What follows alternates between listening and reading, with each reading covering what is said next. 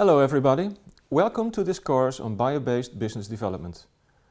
We welcome you as students interested in developing your own enterprise, or as professionals working on a concrete innovation, or simply as anyone interested in the specifics of sustainable innovation and biobased business development.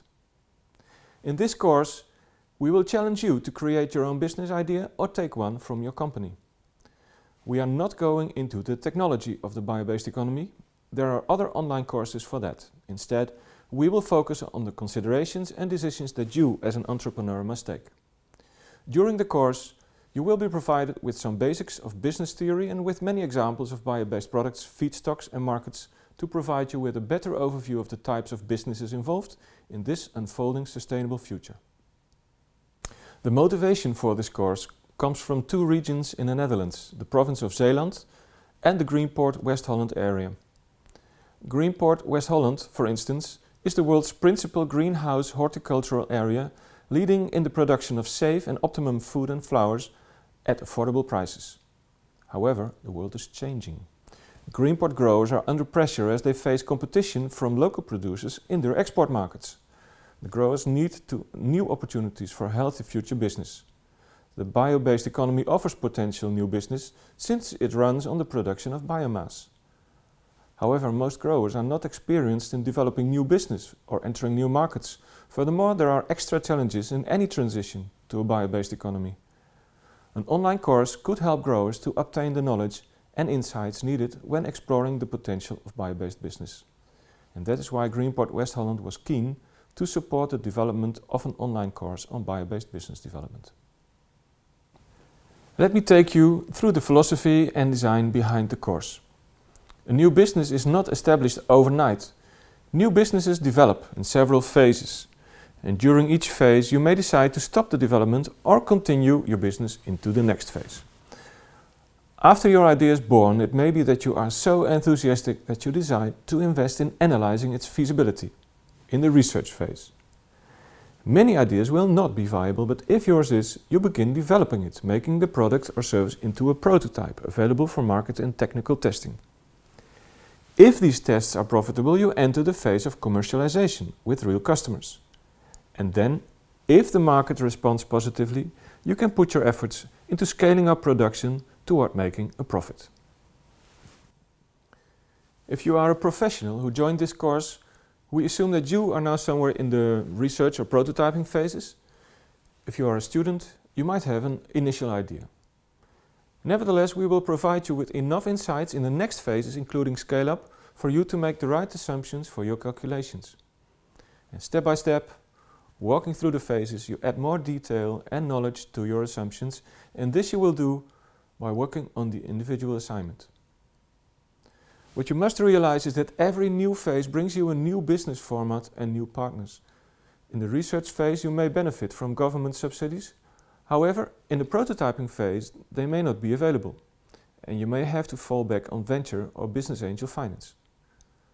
It often happens that business development stumbles when the enterprise enters the next phase, simply because the business organization and competencies are well suited to one phase but not to the other.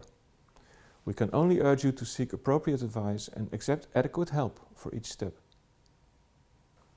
Now, to explain the setup of this course, consider the concept of open innovation, a term coined by Chesbrough more than 10 years ago. This concept was meant as a counterpoint to the closed-shop innovation by the research and design departments of large companies or the spin-out policies of universities. Indeed, when starting out as a small or medium-sized enterprise on the innovation path, you are very much dependent on the resources of the stakeholders around you. And this is the philosophy and the experience behind this course. The chapters of this course are based on practical experience. They introduce you to each of the main stakeholders that you as a business will have to deal with. And even if you have taken basic courses on business, you will find this course instructive, as we guide you through every aspect of the external context of your firm.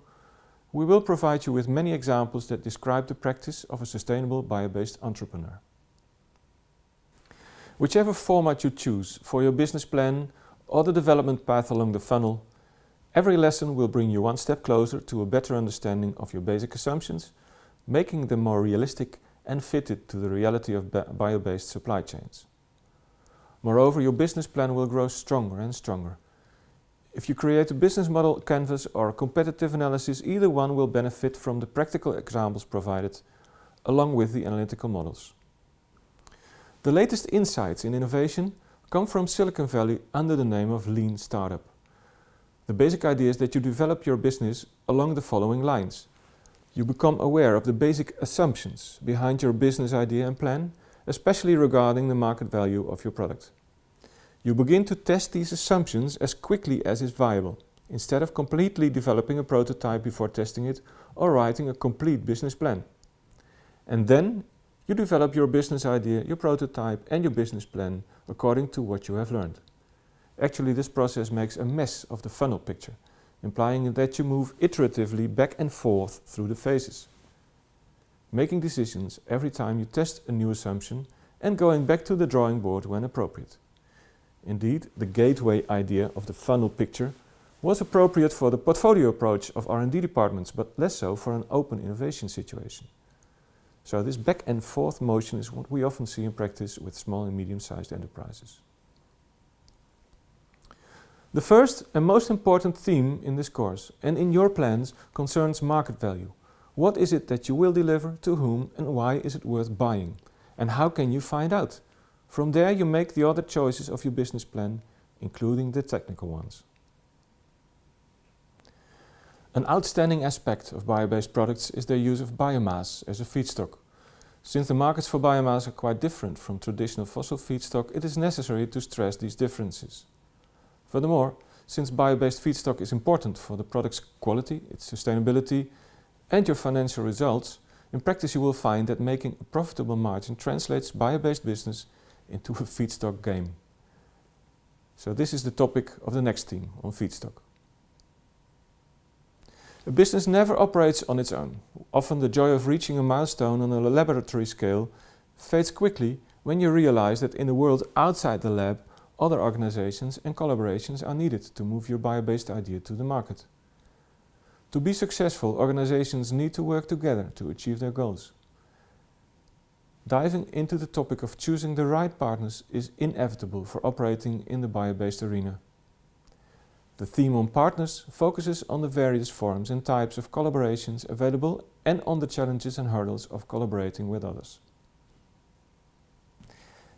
Since bio-based applications often depart from sustainability or regional economic motives, there is a strong connection to societal and political objectives. Citizens and authorities can be a driver for innovation and change. The theme on citizens and government describes ways to make good use of such societal support for your business. Most bio-based businesses are both R&D and production driven. As a result, you need access to sufficient funds to get your business going. You may have the best idea in the world, but if you lack the financial resources, it might prove impossible to start your business. To select the right type of funding, you need to know what types are out there and which types of funding best fit your situation. In the theme on funding, common types of funding are covered, including crowdsourcing. Then an overview of what types of funding fit what phase of your startup journey is also provided. This theme finishes with the specifics of bio-based businesses and their influence on funding issues. And when your innovations conflict with vested interests, it is likely that you will encounter resistance from citizens, authorities or competitors. After all, as Machiavelli stated, innovation makes enemies of all those who prospered under the old regime, and only lukewarm support is forthcoming from those who would prosper under the new. Competition for bio-based solutions almost inevitably comes from the existing fossil alternatives, which are cheaper for many reasons. Recent and ongoing disputes regarding the use of biofuels and more recently bioplastics illustrate the firm position of the incumbent industry. It is of paramount importance to realize this force field that you will encounter, to realize that public support may be finite and to be prepared that it may take some time to achieve success. And this is the topic of our final theme. To conclude, we wish you a lot of fun, wisdom, good luck and Godspeed when developing your own business in the fascinating bio-based economy. Let us start the course.